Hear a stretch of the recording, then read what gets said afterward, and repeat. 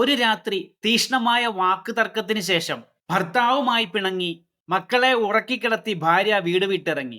എല്ലാം അവസാനിപ്പിക്കാനുള്ള ധൃതിയിൽ ആൾതാമസമില്ലാതെ വഴിയിലൂടെ നടക്കവേ അടുത്ത വീട്ടിലെ സ്ത്രീ പ്രാർത്ഥിക്കുന്നത് കേട്ടു. നാഥ, നാളെയെങ്കിലും ഒരു നേരത്തെ അന്നം മുടക്കരുതേ. മറ്റൊരു വീട്ടിലെ മകന്റെ വാക്കുകൾ ഇങ്ങനെയായിരുന്നു: മുത്തശ്ശി, മരുന്ന് ഇനി കടം തരില്ലെന്ന് മരുന്ന് കടക്കാരൻ ആണയിട്ടു പറഞ്ഞു. അടുത്ത നിമിഷം റേഡിയോയിൽ എന്ന പോലെ മറ്റൊരു ശബ്ദം: 5 മാസത്തെ വാടക കുടിശ്ശിക അടുത്ത മാസം തരാമെന്ന് വീട്ടുടമയോട് പറയണം. ഗൃഹനാഥൻ ഭാര്യയെ പറഞ്ഞേൽപ്പിക്കുകയാണ്. അവളുടെ ചിന്തകൾക്ക് വേഗത കൂടി. പുറമെ ശാന്തമെന്ന് തോന്നുന്ന ഓരോ വീടുകളുടെയും അടഞ്ഞ വാതിലുകൾക്ക് പിന്നിൽ അദൃശ്യമായ മല്ലയുദ്ധങ്ങൾ നടന്നിട്ടുണ്ടാവാം. എന്നിട്ടും അവരാരും ഒരിടത്തു നിന്നും ഇറങ്ങിപ്പോകുന്നില്ലല്ലോ. അവൾ ഇരട്ടി വേഗത്തിൽ തിരിച്ചു നടന്നു. എല്ലാം തൃപ്തികരമായ ശേഷം ആർക്കും സന്തോഷിക്കാൻ കഴിയില്ല. പ്രതീക്ഷകൾക്കൊത്ത് എല്ലാ കാര്യങ്ങളും സംഭവിച്ച ശേഷം ആർക്കും കിടന്നുറങ്ങാനും കഴിയില്ല. സന്തോഷത്തിന് അർഹതയുള്ളവർ ഉള്ള അനുഗ്രഹങ്ങളെ തിരിച്ചറിയാനും അവയുടെ മൂല്യം മതിക്കാനും കഴിയുന്നവർ മാത്രമാണ്. ഒരുമിച്ച് നിൽക്കുന്നിടത്തെല്ലാം എല്ലായ്പ്പോഴും ഒരുമയുണ്ടാവണമെന്നില്ല.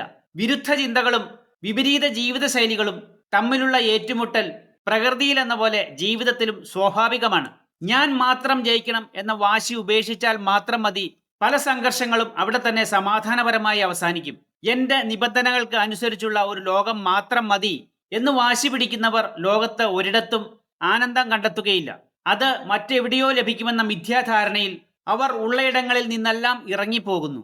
തങ്ങൾക്ക് പറ്റിയ അബദ്ധം എത്ര നേരത്തെ തിരിച്ചറിയുന്നുവോ അത്രയും വേഗത്തിൽ മടക്കയാത്ര സുഗമമാവും.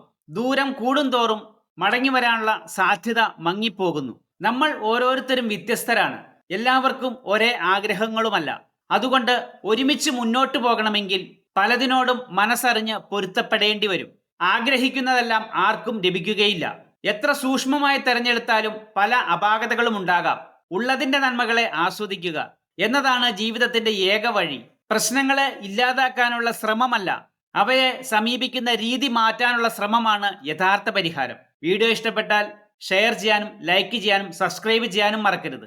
നിങ്ങളുടെ ഓരോ കമന്റുകളുമാണ് എൻ്റെ മോട്ടിവേഷൻ. താങ്ക്